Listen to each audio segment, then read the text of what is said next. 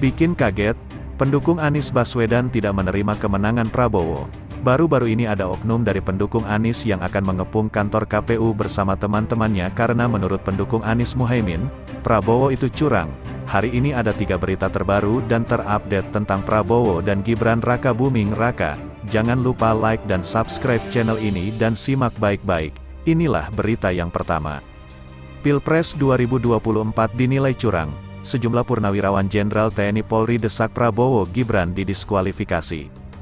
Letnan Jenderal TNI Purnawirawan Sutioso yang tergabung dalam Forum Komunikasi Purnawirawan TNI Polri untuk Perubahan dan Persatuan ikut menyatakan tuntutan atas dugaan adanya kejanggalan dan kecurangan dalam Pilpres 2024.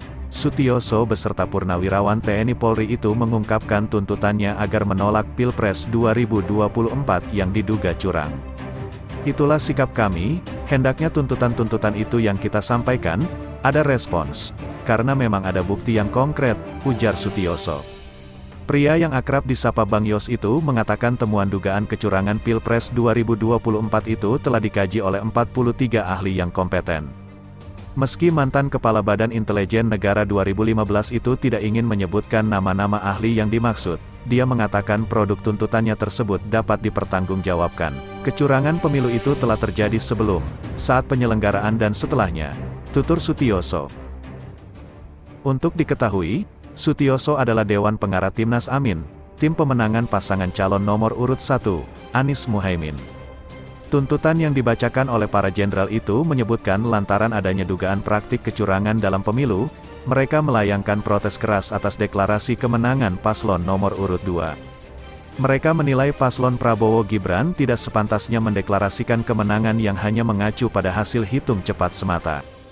Kami memprotes keras deklarasi kemenangan paslon 02, yang dilakukan berdasarkan quick count, yang bukan merupakan hasil resmi pemilu, ujar Fahrul Razi.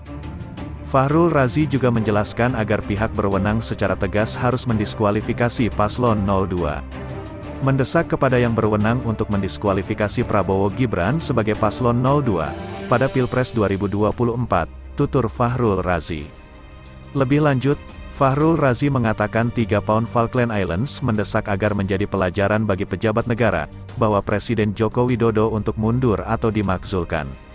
Kami mendesak kepada Presiden Joko Widodo dan semua pejabat yang telah merusak demokrasi dan hukum Indonesia, secepatnya mundur atau dimakzulkan, tegas Fahrul Razi. Itulah berita yang pertama, sekarang Mimin akan bacakan berita yang kedua. Soal kemungkinan jadi oposisi, begini reaksi Ganjar Pranowo.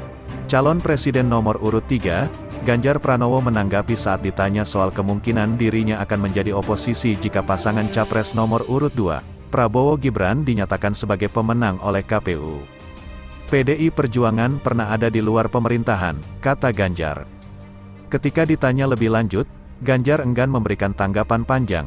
Dia kemudian meninggalkan awak media dan berjalan keluar dari halaman rumah seniman Butet Kartarejasa. Untuk diketahui, Ganjar baru saja mengunjungi rumah seniman Butet Kartarejasa yang berada di Kasihan, Bantul.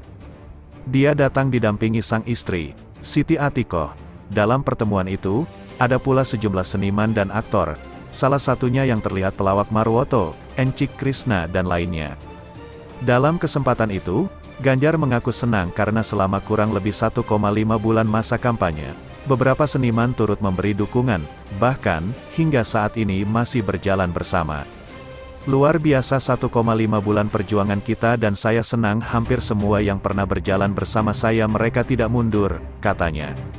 Menurutnya, 1,5 bulan itu bukan hanya persoalan Ganjar dan Mahfud, tetapi lebih kepada menjaga demokrasi dengan baik. Buat saya, itu bukan cerita Ganjar atau Mahfud, tapi cerita bagaimana mengawal demokrasi dengan baik, itu saja, pungkasnya. Itulah berita yang kedua, sekarang Mimin akan bacakan berita yang ketiga.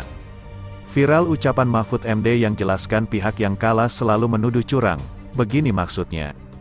Calon Wakil Presiden nomor urut 3, Mahfud MD mengklarifikasi pernyataannya soal setiap pemilu pihak yang kalah selalu menuduh yang menang itu curang. Dia menegaskan bahwa setiap yang menuduh tidak selalu kalah dalam gugatan. Saya memang pernah mengatakan bahwa setiap pemilu pihak yang kalah selalu menuduh yang menang itu curang, kata Mahfud. Mahfud mengatakan hal itu saat pembentukan KPU yang dipimpin Hasyim Asyari. Pernyataan itu disampaikannya pada awal 2023 sebelum tahapan pemilu 2024 dimulai. Tapi jangan diartikan bahwa penggugat selalu kalah, sebab, memang sering terjadi kecurangan terbukti itu secara sah dan meyakinkan, ujar Mahfud. Mahfud menuturkan, ketika menjadi ketua MK, dirinya pernah memutuskan pembatalan hasil pemilu dan memerintahkan menggelar pemilu ulang. Sehingga yang menang dinyatakan disqualified dan yang kalah naik. Jadi, bisa pemilu ulang itu bisa, ucapnya. Dia memberikan contoh kasus pemilihan kepala daerah Jawa Timur pada tahun 2008, yakni Khofifah Indar Parawansa dinyatakan kalah dari Soekarwo.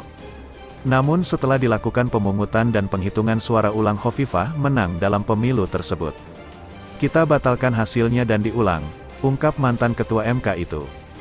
Contoh lain Pilkada Bengkulu Selatan dan Pilkada Kota Waringin Barat, pada pemikut tersebut yang menang didiskualifikasi, yang bawahnya langsung naik.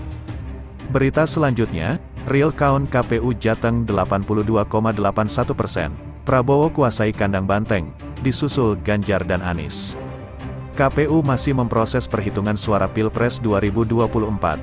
Dari Jawa Tengah, suara yang masuk sebesar 82,81% atau 97.139 dari 117.299 tempat pemungutan suara di seluruh Jateng. Jawa Tengah selama ini dikenal sebagai kandang banteng karena jadi lumbung suara PDI Perjuangan setiap pemilu. Bahkan di pemilu 2024, PDIP masih dikdaya di Jateng. Tapi itu hanya pada pemilihan legislatif, bukan pemilihan presiden. Dari data real count KPU, hasil Pilpres 2024 di Jateng dari yang sudah masuk 82,81%, Prabowo Subianto Gibran Raka Buming Raka masih memimpin perolehan suara sementara. Pasangan nomor urut 02 tersebut meraih 52,7% atau 8.838.313 suara. Posisi kedua ada pasangan nomor urut 03, Ganjar Pranowo Mahfud MD dengan perolehan 34,41% suara atau 5.771.403 dukungan. Pasangan nomor urut 01, Anies Baswedan Muhaimin Iskandar hanya mendapat 12,89% suara atau 2.162.666 pemilih. Real count merupakan proses rekapitulasi hasil suara resmi yang dilakukan oleh KPU dan proses ini melibatkan seluruh TPS di Indonesia. Proses real count yakni dengan pengumpulan data real hasil C1 dalam bentuk tabulasi dari seluruh TPS. Penghitungan suara di setiap TPS berlangsung pada hari H pemilu yakni tanggal 14 Februari tahun 2024. Kemudian, proses rekapitulasi hasil perhitungan suara akan berlangsung tanggal 15 Februari hingga tanggal 20 Maret tahun 2024. Real count dari KPU memiliki kelebihan legalitas dan resmi serta memiliki tingkat keakuratan yang tinggi. Meskipun, kekurangan dari proses ini memerlukan waktu lebih lama dibandingkan quick count.